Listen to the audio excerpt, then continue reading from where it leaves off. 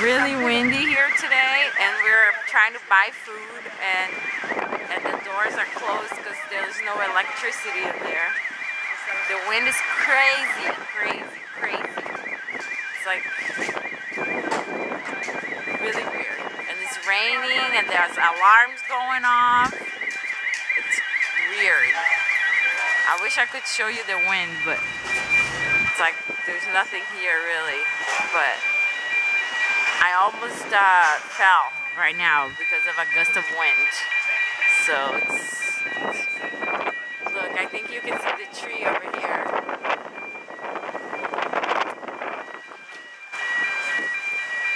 So it's really typical of this region too.